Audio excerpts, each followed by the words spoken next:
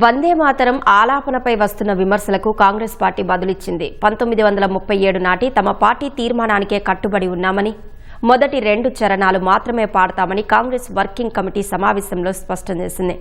అలాగే కేంద్ర ప్రభుత్వ జాతీయ విద్యా విధానానికి ప్రత్యామ్నాయం తీసుకురావాలని కాంగ్రెస్ పాలిత రాష్ట్రాల సీఎంలను అధిష్టానం ఆదేశించింది. 543 లోక్సభ స్థానాల్లోనే మహిళా రిజర్వేషన్లను అమలు చేయాలని సిడబ్ల్యూసీ డిమాండ్ చేసింది.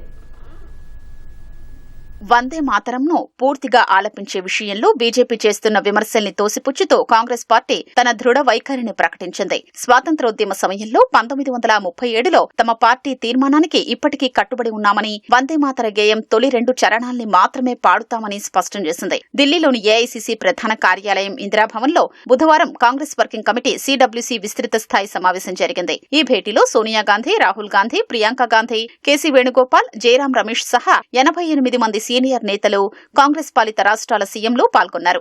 కేంద్ర ప్రభుత్వ నూతన జాతీయ విద్యా విధానంపై విమర్శలు సంధిస్తున్న హస్తం పార్టీ దానికి ప్రత్యామ్నాయ ప్రణాళికను రూపొందించాలని తాను అధికారంలో ఉన్న తెలంగాణ, కేరళ, హిమాచల్ ప్రదేశ్, కర్ణాటక రాష్ట్రాల సీఎంలను ఆదేశించింది. విద్యారంగం పునర్నిర్మాణానికి నెల రోజుల్లోపు నిర్మాణాత్మక ప్రణాళిక తయారు చేసి తమకు అందించాలని ఏఐసీసీ అధ్యక్షుడు మల్లికార్జున ఖర్గే లోక్సభలో ప్రతిపక్ష నేత రాహుల్ గాంధీ ఆ 4 రాష్ట్రాల సీఎంలకు స్పష్టం చేశారు. రాహుల్ గాంధీ ప్రారంభించిన ఛాత్రోం కి గూంజ్ ఉద్యమాన్ని దేశవ్యాప్తంగా 800 నగరాల్లో నిర్వహించాలని నిర్ణయించినట్లు కొన్ని కార్యక్రమాల్లో రాహుల్ గాంధీ కూడా పాల్గొంటారని వేణుగోపాల్ తెలిపారు.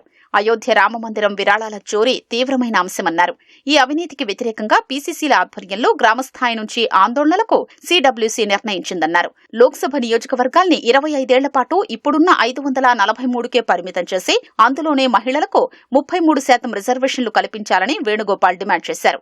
అక్టోబర్ 31 లోపు దేశవ్యాప్తంగా సంఘటన్ సృజన్ అభియాన్ను పూర్తి చేయాలని నిర్ణయించారు. ఆలోపు బూత్ స్థాయి నుంచి రాష్ట్ర స్థాయి వరకు పార్టీ కమిటీల ఏర్పాటు పూర్తి చేయాలని సిడబ్ల్యూసీ భావిస్తోంది.